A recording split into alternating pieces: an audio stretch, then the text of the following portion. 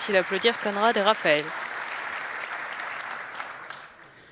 All right. Thank you very much. Merci beaucoup. It's really a full house today.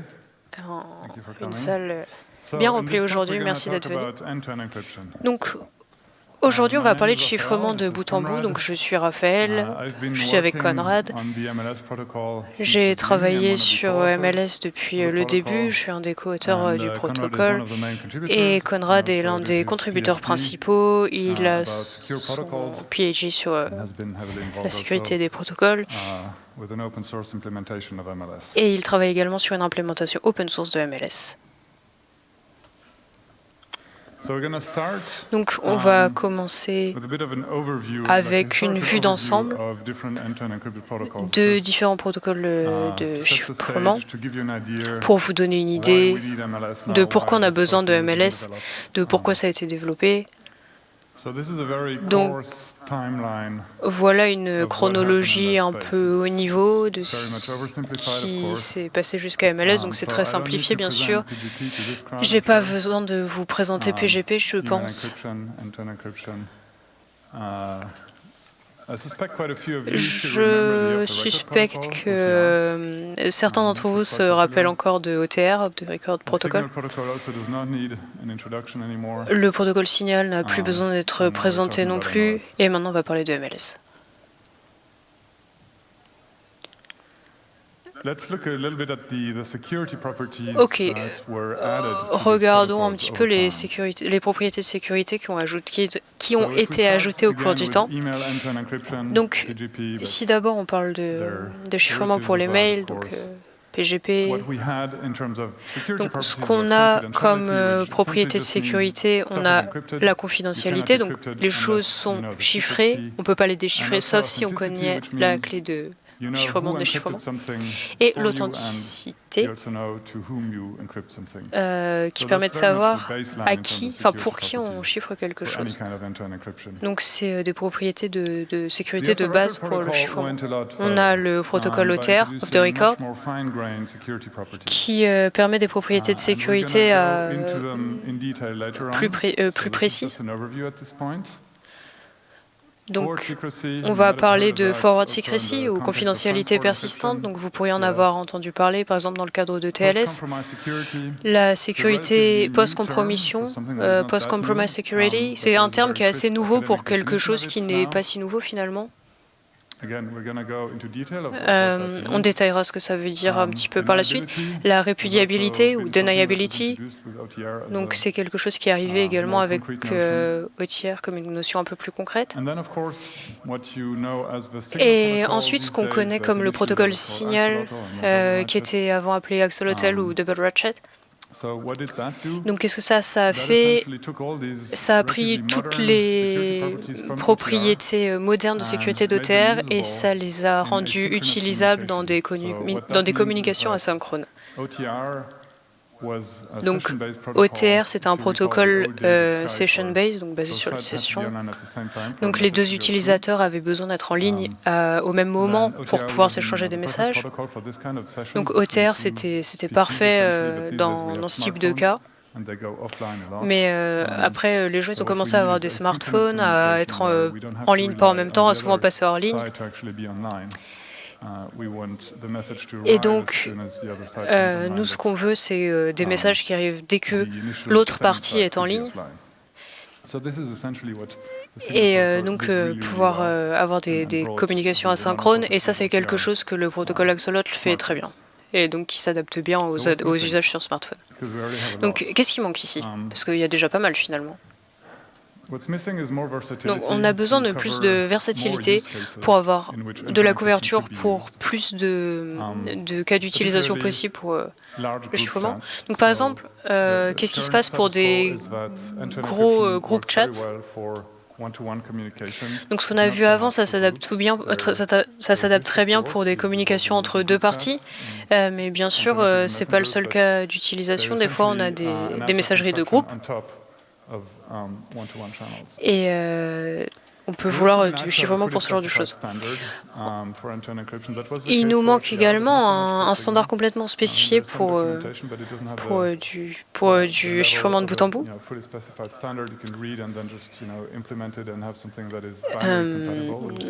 On a des spécifications qui sont moins complètes. Et on veut également des implémentations open source qui soient sous des licences permissives. Donc, si on revient au problème de mise à l'échelle, on en va en parler beaucoup aujourd'hui. Si on a un graphe avec un axe qui parle de à quel point les choses passent à l'échelle et l'autre axe qui parle de modernité, on a ce qu'on va appeler un client fan-out avec Signal, Proteus, iMessage, Olm. Donc, on a des propriétés de sécurité modernes, mais ça passe pas bien à l'échelle. Pour utiliser du chiffrement de bout en bout qui soit utilisé par un peu tout le monde, des messageries comme Messenger, WhatsApp, Matrix ont fait une sorte de trade-off qui permet de passer à l'échelle un peu mieux, mais qui n'est toujours pas parlé.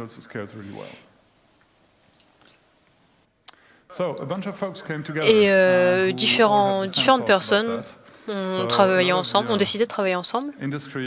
Donc, des leaders dans l'industrie, des gens du secteur académique, de la recherche. Les gens de l'industrie ont apporté de l'expérience, les chercheurs ont apporté de la précision, et c'est ainsi qu'on arrive là. Donc, des propriétés fonctionnelles. Donc, on a besoin que les choses soient asynchrones, contrairement à ce qu'on a dans le protocole OTR, notamment pour les usages sur smartphone. On veut que les messageries en groupe soient supportées, avec des gros groupes, pour que ça passe bien à l'échelle. On veut du support sur plusieurs appareils. On n'est plus dans un monde où chacun a un appareil, on a tous plusieurs appareils qu'on utilise. On veut un protocole extensible pour qu'il soit adaptable à différents cas d'usage. Et on veut également que la notion de fédération et de décentralisation soit supportée au moins dans une certaine mesure. Et enfin, il faut que ce soit utilisable.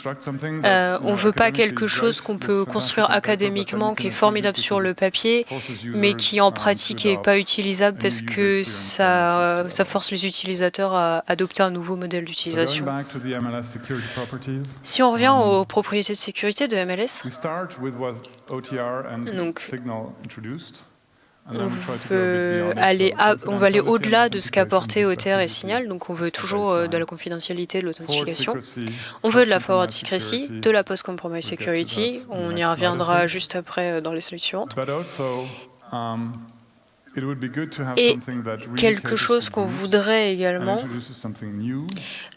pour tout ce qui va être les usages en groupe, notamment, c'est ce qu'on va appeler le Agreement on Group State, ce qui veut dire que tous les membres du groupe dans la messagerie vont avoir la même vue des membres que tous les autres. Ça a l'air trivial, mais en fait, c'est pas si trivial. Par exemple, pour Signal ou pour Matrix, il n'y a pas de garantie cryptographique qu'on voit effectivement tous les mêmes personnes comme étant membres de la messagerie de groupe, du groupe.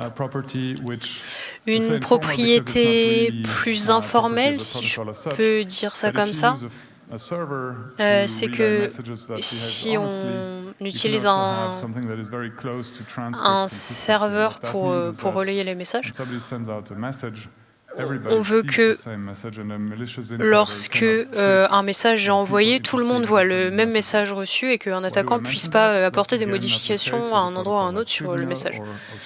Ce que je veux dire, c'est que des protocoles comme Signal ou OTR, on pourrait avoir des choses où on envoie un message et où tout le monde On envoie des messages différents à différents membres d'un même groupe et le serveur ne peut pas détecter cette situation. Alors, on va reparler de forward secrecy et de post-combat secrecy. Dans de la messagerie, on a des sessions extrêmement longues. TLS est conçu plutôt pour des secondes, des minutes, peut-être des heures. Allez. Là, on peut avoir des années. Pareil pour PGP. Avec PGP, si votre clé est divulguée, vous avez un problème parce qu'un attaquant peut déchiffrer des années de messages échangés par le passé. Et si vous ne détectez pas la compromission de votre clé, tous les messages qui sont envoyés à l'avenir, jusqu'à ce que ça soit détecté en tout cas, seront déchiffrés aussi. Et ça, c'est un scénario qu'on doit partir du puisqu'il est probable quand on parle de quelque chose qui se fait sur des années.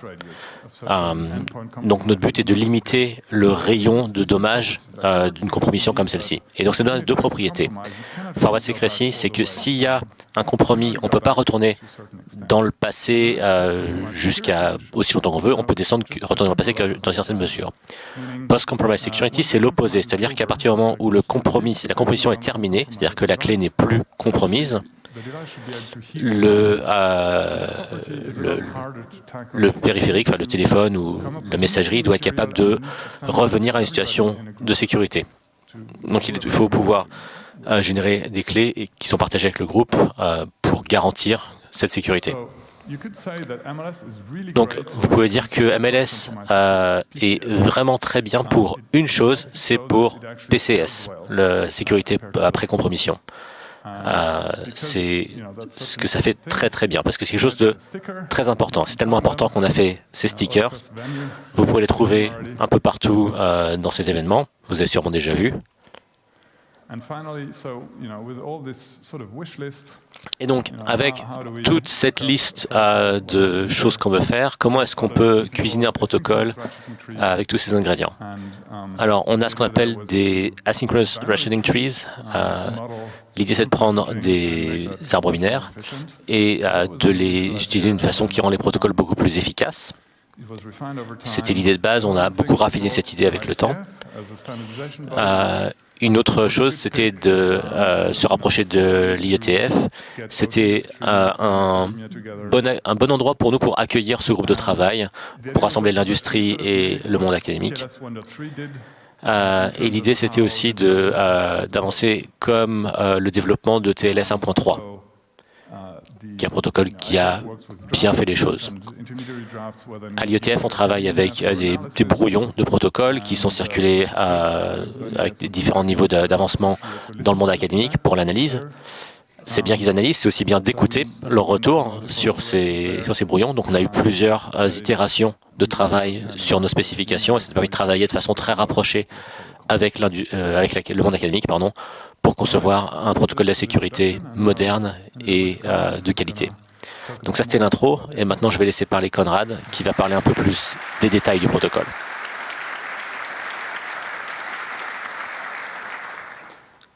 OK.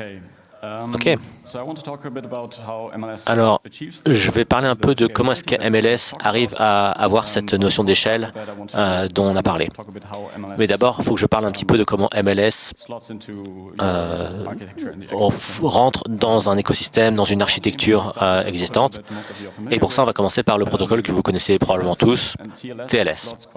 Donc TLS rentre très bien entre la couche transport, donc TCP ou UDP, pour UDP, il faut utiliser DTLS, et la couche applicative. Là, vous avez HTTP, SMTP, tous les protocoles applicatifs.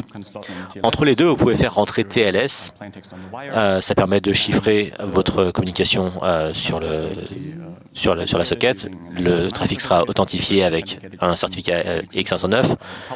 Il y aura une PKI qui permettra d'assurer la validité des certificats. MLS utilise le même genre d'infrastructure, ça s'insère dans la stack, cette fois-ci entre la couche de transport, de chiffrement de transport, donc TLS. Donc vous pouvez avoir par exemple TLS avec HTTP et par-dessus vous pouvez mettre MLS. MLS est aussi authentifié avec des credentials utilisateurs qui sont même authentifiés avec un service d'authentification. J'en parlerai dans une minute. Et au-dessus d'MLS, vous pouvez avoir vos messages applicatifs. Donc, à la différence de TLS, MLS ne protège pas les messages que en transit, mais aussi stockés sur le long terme. En termes d'architecture, MLS a besoin de deux services. Le premier, on l'a déjà mentionné, c'est le service d'authentification, et le deuxième, c'est le service de livraison, de delivery. Le service d'authentification est là pour authentifier les credentials qui sont utilisés par les clients MLS pour signer les messages qui sont envoyés à d'autres clients. Ces services, vous n'avez pas besoin de penser forcément à des serveurs qui tournent sur le réseau. Là, c'est plus des notions un petit peu plus abstraites. Ces services peuvent être fournis par le client. Donc, par exemple, pour l'authentification, ça peut être fait comme par exemple pour Signal, où vous avez des clés publiques et la seule façon d'authentifier ces clés publiques, c'est de scanner un QR code sur le téléphone de votre contact. Mais ça peut aussi être utilisé d'une façon qui nécessite plus d'infrastructures. Vous pourriez utiliser X509 avec une PKI et des autorités de certification, ou des choses comme ça. Les deux sont supportés dans MLS. MLS ne fait pas de différence entre différents modes d'authentification. De l'autre côté, on a le système de livraison. Donc ça, c'est ce qui va livrer les messages. Mais ce qui est crucial, c'est que ça s'assure que tous les clients MLS qui sont dans un groupe donné sont d'accord sur l'ordre des messages qui sont reçus.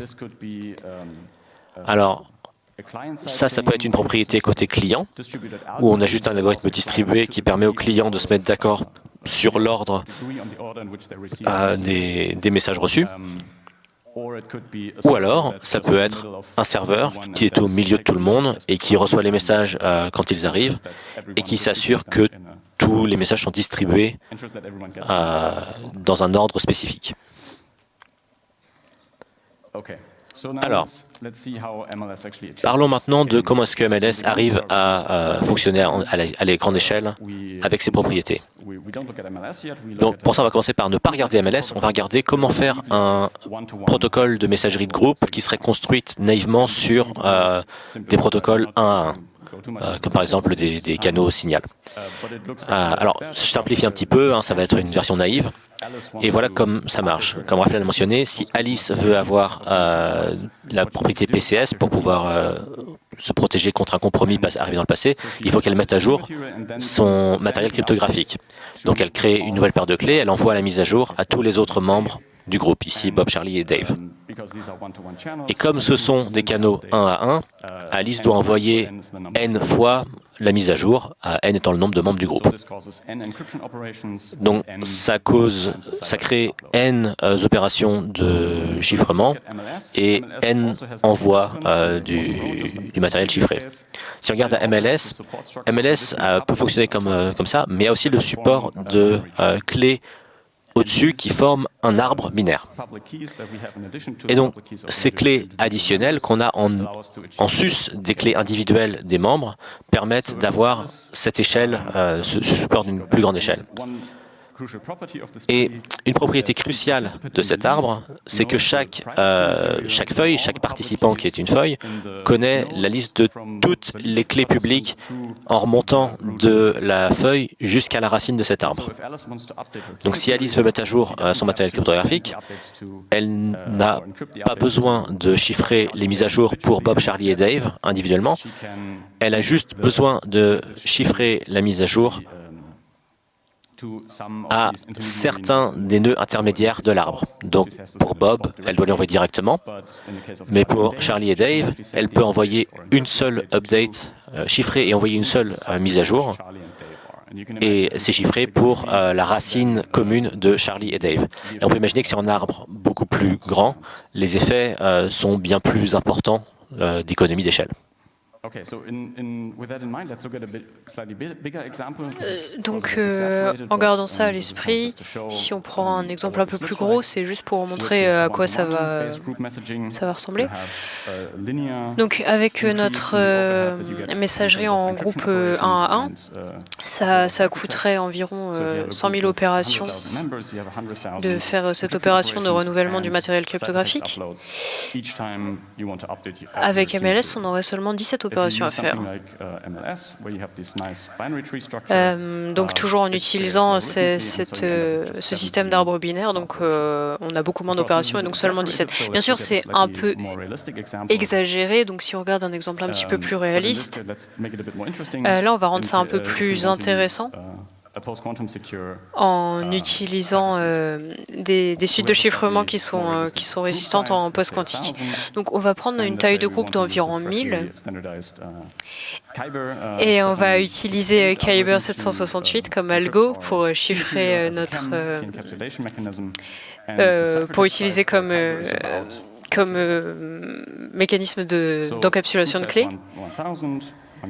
Donc l'update size, elle est à 1 kilooctet à peu près.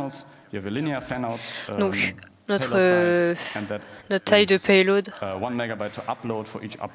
ça va faire 1 mégaoctet en upload,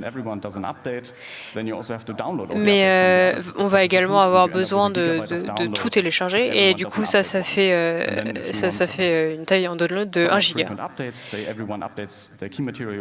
Donc si tout le monde met à jour son matériel cryptographique toutes les semaines, ça va être compliqué.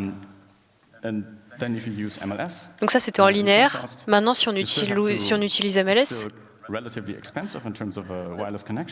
donc en upload on va rester à 10 kg pour la mise à jour du matériel cryptographique. Par contre en download on passe à 10 mégas. C'est toujours pas extraordinaire, mais c'est quand même beaucoup mieux que 1 giga. Ok, si on revient à MLS et notre arbre, donc MLS supporte un certain nombre d'opérations, et donc notamment on va avoir besoin d'enlever, de supprimer des membres du groupe, d'en ajouter, de faire des mises à jour et d'envoyer des messages d'ordre applicatif. Donc ces messages ils doivent être chiffrés. Donc ça va utiliser la clé en haut de l'arbre que tout le monde connaît. Donc si on regarde l'opération de suppression, donc disons que Alice veut supprimer ou a supprimé Charlie. Donc qu'est-ce qui se passe dans les nœuds de l'arbre dont Charlie connaissait les clés, afin que Charlie puisse plus lire les messages dans le futur. Donc là, c'est un des cas où on a besoin de PCS, pas dans le cadre d'une compromission, mais simplement dans un cas d'usage nominal. Donc si on supprime ces nœuds, donc si on les invalide, il n'y a plus de clés publiques. Et donc, on va voir comment ça affecte la façon dont on chiffre les mises à jour. Mais vous pouvez voir ça comme plus on supprime des nœuds intermédiaires, moins ça devient efficace. Par exemple, si Dave met à jour son matériel cryptographique, le nœud va se remplir avec du nouveau matériel cryptographique. Et maintenant, si on ajoute quelqu'un, donc Edith par exemple, elle va être ajoutée dans la première feuille disponible qui est vide. Ou alors, sinon, elle va être ajoutée à droite et on aura, dans tous les cas, à nouveau un arbre binaire complet. Et du coup, les trous qui ont été créés sont remplis à chaque fois qu'on ajoute quelqu'un. Ok, je vais rendre la parole à...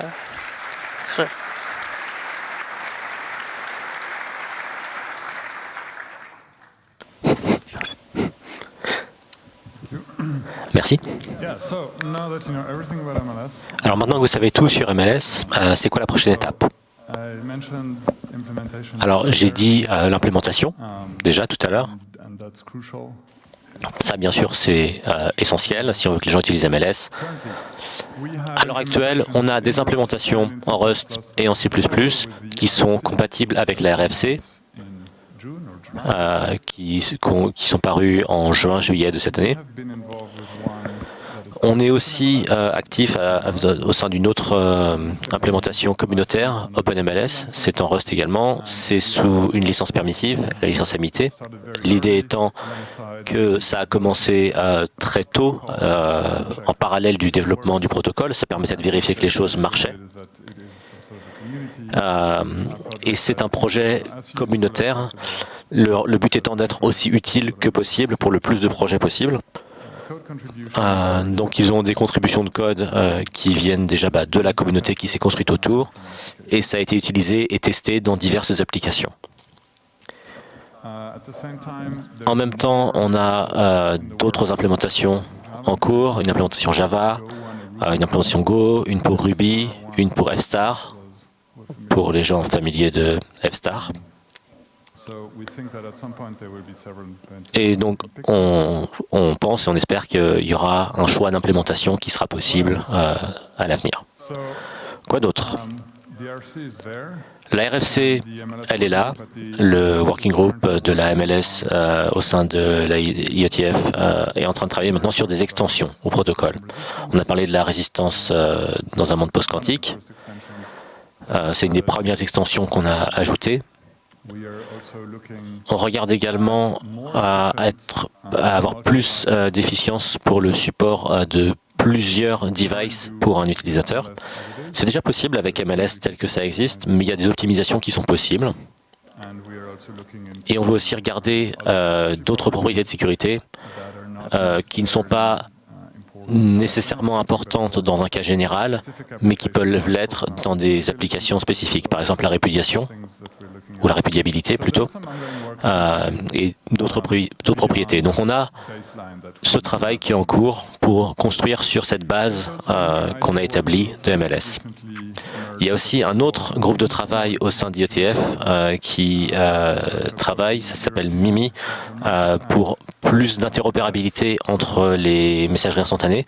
Ça, c'est une conséquence d'un acte de l'Union européenne qui exige une interopérabilité des systèmes de messagerie. L'idée de ce groupe de travail, c'est de standardiser certaines des technologies pour cette interopérabilité. Et MLS est une des briques spécifiquement pour le chiffrement end-to-end, le chiffrement de bout en bout de ces messageries. On travaille également avec des chercheurs, notamment chez Phoenix R&D, pour voir comment on peut avoir une architecture qui préserve les données privées. À l'heure actuelle, c'est très utile pour, par exemple, la messagerie dans un contexte d'entreprise, où on a souvent des très grands groupes, mais ce serait bien qu'on puisse installer ce système, ces concepts, dans une architecture qui protège les métadonnées à un degré raisonnable. Donc ça, c'est un travail en cours, c'est pas le sujet de ce talk, mais c'est quelque chose qui va venir dans un futur proche. Alors, où est-ce que vous pouvez voir MLS ou l'utiliser aujourd'hui? Alors, WebEx de Cisco était le premier déploiement massif de MLS, c'était d'ailleurs même avant la RFC. Donc si vous utilisez WebEx, il y a une option pour activer le chiffrement de bout en bout. Ça se base sur MLS. Donc c'était un test à grande échelle qui était vraiment bien à voir et qui nous a montré que MLS fonctionnait. Et peu après la publication de l'RFC, Google s'est engagé à utiliser MLS dans l'avenir pour les messages et RCS, qui est un successeur de la technologie SMS. Donc ça, c'est très bien parce que ça veut dire qu'on va avoir des déploiements massifs. On sait qu'il y a d'autres systèmes de messagerie majeurs qui sont en train de tester MLS en ce moment. Alors bien sûr, c'est des développements qui sont faits un petit peu derrière des portes fermées et ça peut avancer doucement. Donc on ne sait pas où on en est de l'adoption là-bas et si ça se fera. Mais voilà, c'était notre présentation sur MLS. On va bien sûr prendre des questions après. Si vous voulez nous contacter, il y a nos adresses email, notre adresse email ici. Vous pouvez aussi appeler notre ami Julien sur son deck qui est à l'écran. Et n'oubliez pas nos stickers. Merci beaucoup.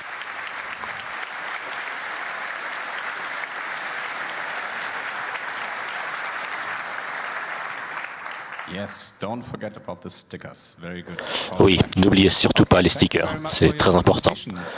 Merci beaucoup pour votre présentation. Il reste un peu de temps pour des questions. Vous pouvez vous diriger vers les microphones. Vous pouvez aussi poser des questions par Internet. Et on va commencer par une question de l'Internet.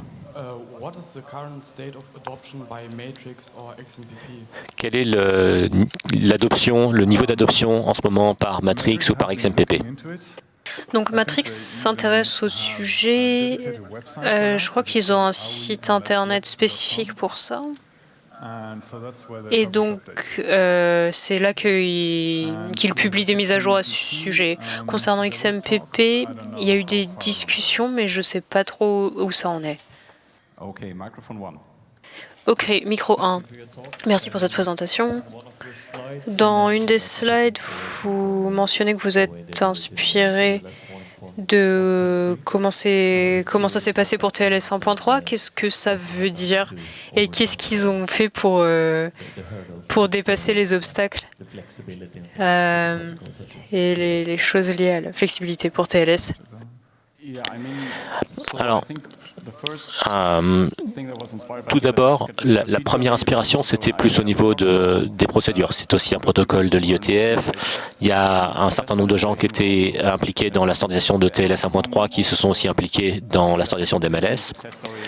Il y a aussi que TLS 1.3 était un succès à cause de la collaboration entre l'industrie et le monde académique. Il y a eu beaucoup d'échanges entre les deux, avec notamment des versions brouillons, des versions de travail du document. Donc ça, c'est aussi une chose qui était très importante et une inspiration majeure pour nous dans le travail qu'on a fait sur MLS. D'un point de vue plus technique, MLS utilise le langage de présentation de TLS et la sérialisation, par exemple.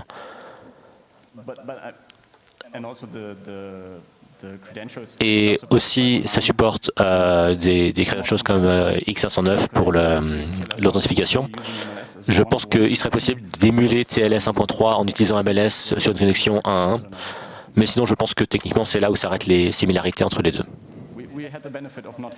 On a eu la chance de ne pas avoir ces problèmes de rétrocompatibilité qu'avait TLS pour la version 1.3, donc c'était plus facile pour nous, bien sûr.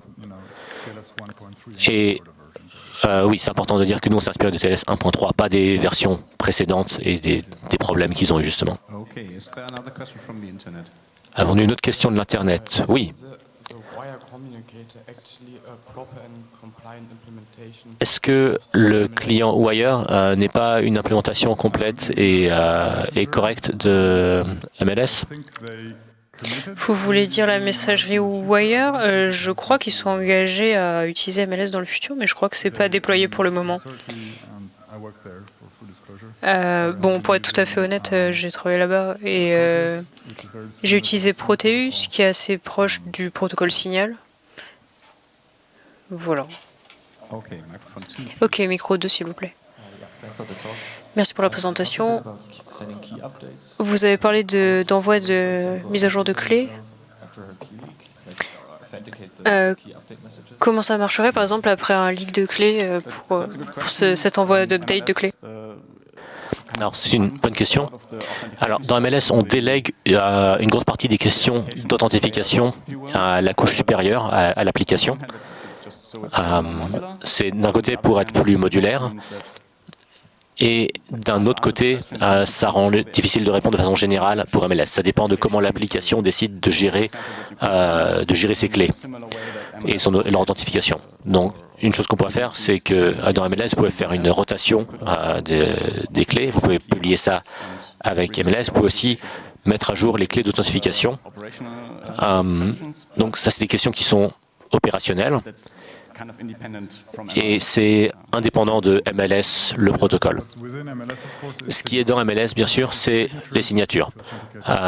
Les messages sont signés pour être authentifiés. Après, la gestion des clés de signature, c'est un problème externe. Nouvelle question.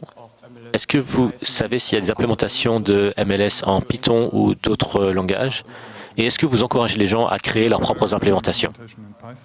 Je n'ai pas connaissance d'une implément Python, mais bien sûr, les gens devraient implémenter ça s'ils en ont besoin. C'est toujours bien d'avoir plusieurs implémentations. Cela dit, c'est quand même bien d'avoir des implémentations matures, donc notamment avec les protocoles de sécurité. C'est bien s'ils ont été éprouvés un peu par le temps avant qu'ils soient déployés à grande échelle. Mais donc oui, ce que j'ai montré sur les slides, c'est ce dont j'avais connaissance, donc Java, Go, etc. Et si quelqu'un souhaite ou a implémenté MLS en Python et parler d'interopérabilité, envoyez un mail sur la mailing list. On pourra vous fournir des test vectors et des harness pour l'interopérabilité. Donc, si quelqu'un souhaite faire ça, venez nous parler. Ok, micro 4. Dans les slides à propos du fan-out, vous avez parlé de PCS Update qui était renvoyé aux nodes les plus bas dans l'arbre. Pourquoi vous n'envoyez pas ça directement à la racine de l'arbre? Alors c'est une bonne question. C'est une question des risques suite à un compromis. Il faut partir du principe que l'adversaire, si Alice est compromise, Alice connaît toutes les clés secrètes jusqu'à la racine, y compris la racine. L'attaquant connaît aussi les clés privées. Donc si Alice chiffre quelque chose et l'adresse à la racine, l'attaquant pourra le déchiffrer. Donc Alice doit s'adresser à des clés, à des nœuds dont Alice ne connaît pas les clés privées. Et donc c'est ce qu'on appelle, nous, le chemin froid, comparé au chemin chaud. Alors, bien sûr, ce serait beaucoup plus facile si vous pouvez envoyer une seule mise à jour à la racine, mais malheureusement, dans ce cas-là, ce n'est pas possible. Merci pour ce super travail. J'ai une question sur PCS. Vous avez dit qu'il y a cet événement de compromission des clés et que la rotation n'est déclenchée que quand il y a une connaissance de cette compromission, ou est-ce que ça peut aussi être fait de manière régulière? Est-ce que cette fréquence est une question d'implémentation de client? Est-ce que c'est quelque chose qui est inclus dans le protocole en lui-même? Voilà, comment et à quelle fréquence sont faites les rotations et pendant combien de temps est-ce qu'on assure ce secret? Donc l'hypothèse, c'est que vous ne pouvez pas toujours détecter une compromission. Donc, en conséquence, ça devrait être fait automatiquement, ça. Donc, ça, c'est dépendant de l'application. Le protocole, il permet seulement cette possibilité. Mais au-delà de ça, l'application devrait de toute façon définir une politique de fréquence de rafraîchissement. Et donc ça dépend des contraintes des clients, des environnements de déploiement, etc. Et donc, c'est vraiment quelque chose qui est à fine-tune dans votre contexte. Mais d'un point de vue sécurité, le plus souvent vous le faites, le mieux c'est. Est-ce que vous avez des exemples dans les implémentations existantes? Est-ce que c'est fait toutes les heures, tous les jours, tous les mois? Donc, il y a un autre protocole dans le working group qui est le Architectural Protocol, et il y a quelques infos à ce sujet dans ça. Mais c'est pas facile de donner de bons conseils à ce sujet parce que ça dépend vraiment de ce que vous essayez de faire. Dans certaines applications, c'est bien de le faire toutes les heures. Dans d'autres applications, ça sera pertinent de le faire plutôt toutes les semaines. Et bien sûr, vous pouvez faire ça aussi souvent que vous voulez. Donc, par exemple, si c'est un grand groupe, c'est très possible qu'il y ait une fuite ou une autre.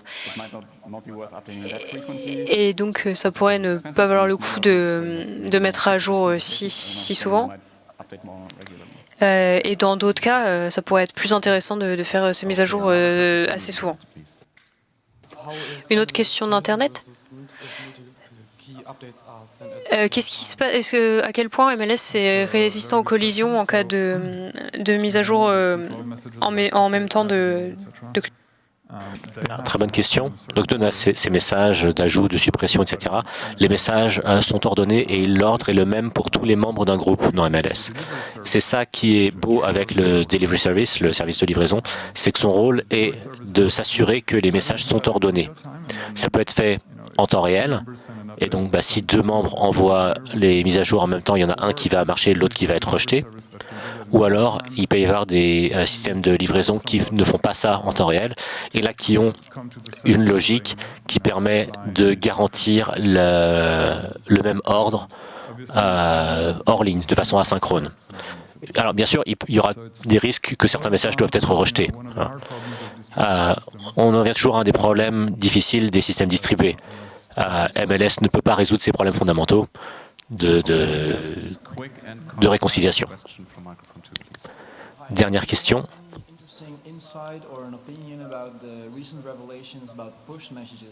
Est-ce que vous avez des commentaires à faire ou des idées sur les révélations récentes des push notifications via Apple ou via Google qui du coup passaient en clair, même pour des messageries qui étaient chiffrées de bout en bout? Donc, il n'y a pas de lien direct avec MLS, même si on a été un peu impliqué là-dedans.